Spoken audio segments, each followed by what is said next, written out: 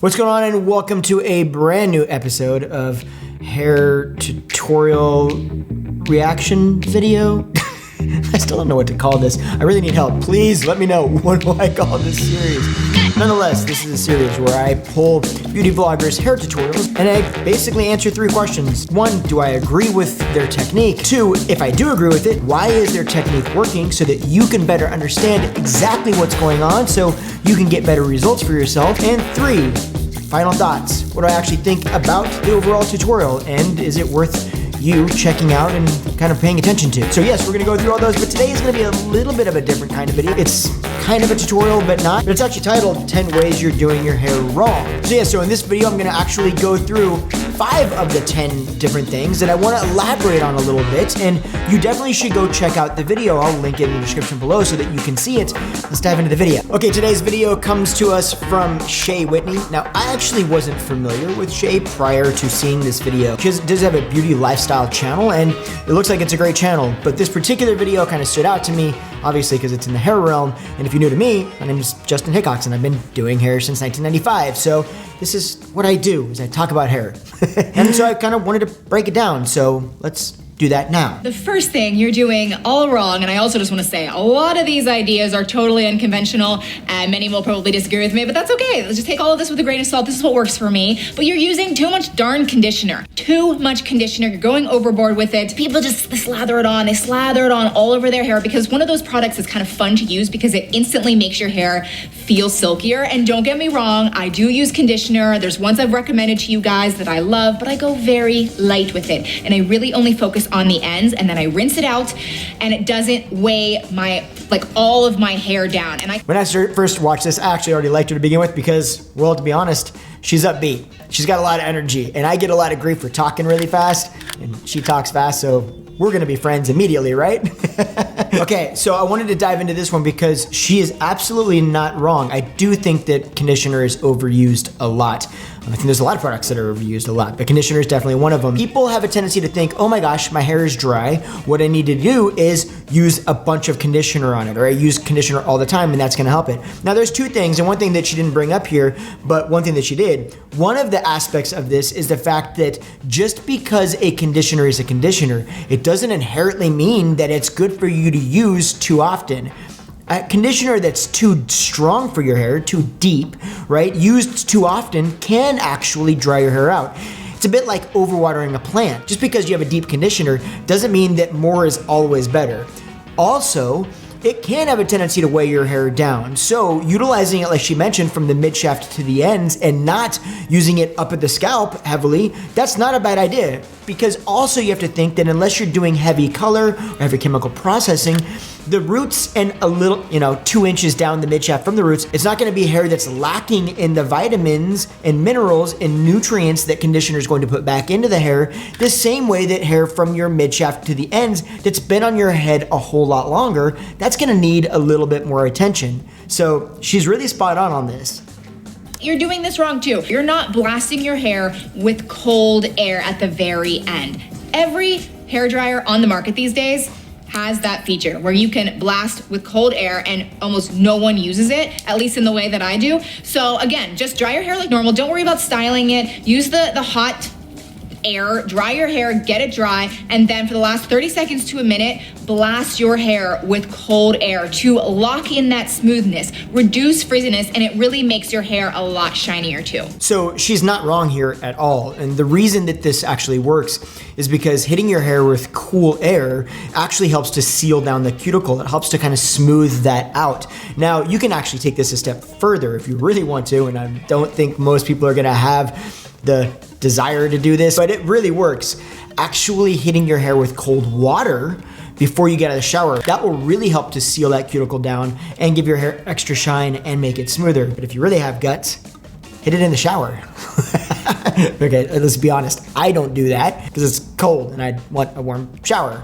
But, I mean, it technically works. So if you have the guts, go for it. You're making your heat settings too hot. All of these new tools are coming out. These hot tools are coming out with just like insane 400 to 500 degree temperature options. There's no reason for that. That is when you start to damage your hair.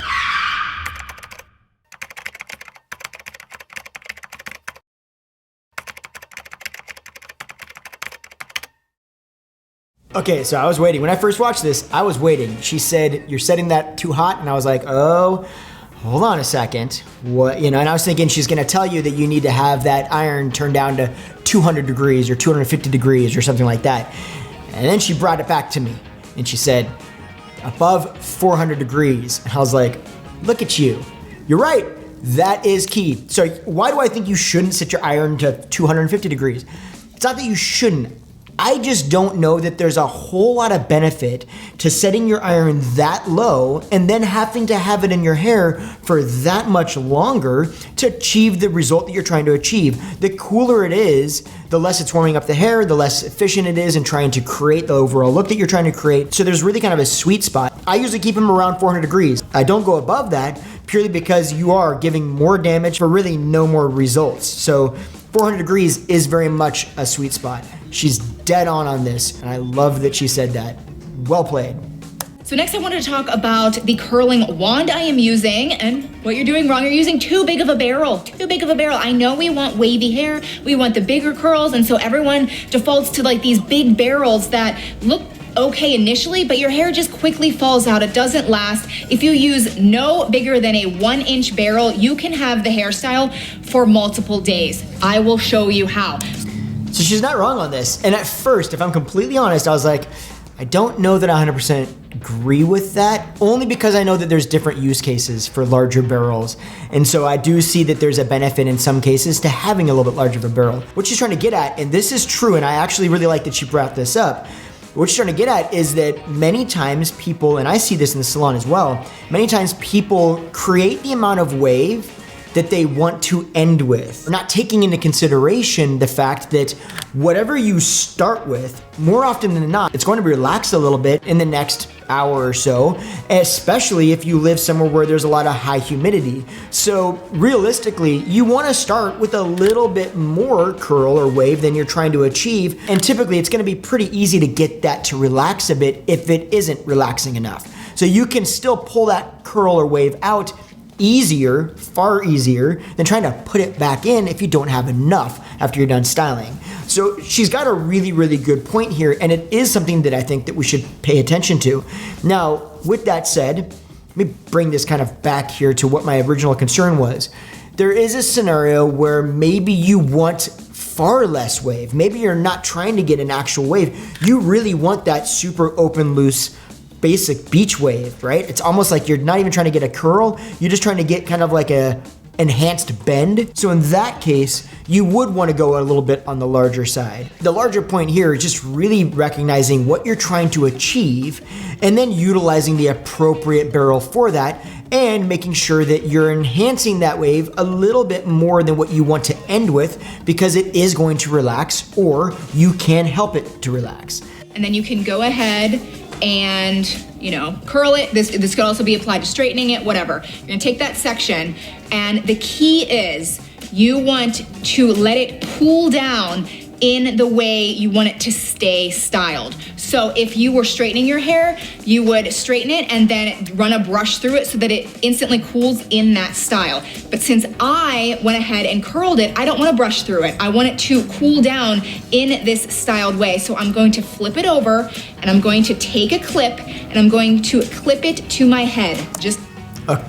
Okay, every time I hear that, I just love that she brings this up, and this is why I wanted to talk about this one in particular. So we talked earlier about hitting your hair with some cold air after you dried it, or getting in the shower and actually ending the shower with a cold rinse, right? Those are important, but that is for smoothness and for shine.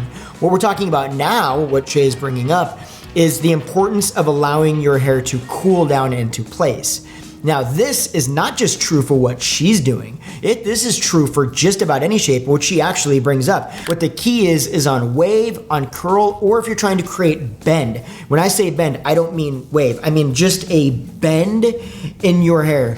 Those scenarios, you want to allow it to heat up with the dryer or the implement that you're using, because hair is like a metal, so it's heating up and that's becoming pliable so that you can actually get that bend or wave or curl into it like she did here. And then what you're doing is you're letting it cool down because again, hair is like a metal. Once that cools down, it locks that into place. You take a metal bar, you heat it up and you go like this and then you let it cool down. Guess what? It doesn't just fall back straight. It stays locked into that bend. Same thing your hair is doing. So what you're doing here is allowing that curl to stay in there while it's cooling down. Now when she pulls that out, that curl is gonna be more locked in than if she didn't do this. Now, this is a little bit longer of a process. You're kind of adding potentially another step to your morning routine, but it actually would save you time. If you can lock that bend or wave or curl or whatever you're doing into your hair more effectively, then the probability is high that it's going to last longer. And if it lasts longer, then that may give you extra days in between your styling process, which then means that it's actually saving you time, even though it's upfront spending a little time. Gotta spend some to save some, right? Isn't that how it goes? Or something like that? But nonetheless, that brings me to my final thoughts. The video is really strong. She brings up a lot of very good points. This video has 10 kind of tips in it, and I only talked about 5. There's 5 others that I don't disagree with. The only reason I didn't dive into them is because I could give you more value diving into these 5 than the other. So that's what we're doing. Now, I think you should watch the video. Absolutely, go check it out. I'm gonna link it below as well as her channel so you can go check it out. She also breaks down the specific products that she likes that have been working very well for her in this process. So all in all, yes, I definitely think the video is worth a watch and I think there's some value to be had. So go do that now. Now, all of that said, I'm always curious if you've got a video that you have seen that you would like me to react to, I want you to go ahead and throw that in the comments below. And do me a favor, like the video, hit the subscribe button. Oddly enough, I really don't say that very often, but it really actually does help the algorithm. It helps more people see the video and therefore more people hopefully gain some value from it. So help me out to help more people like you out. Is that how it goes? Do that. Do that right now. And otherwise, you can check out this video right here and I will see you next Tuesday. You have a great one. Enjoy. We'll talk to you soon. Bye, guys.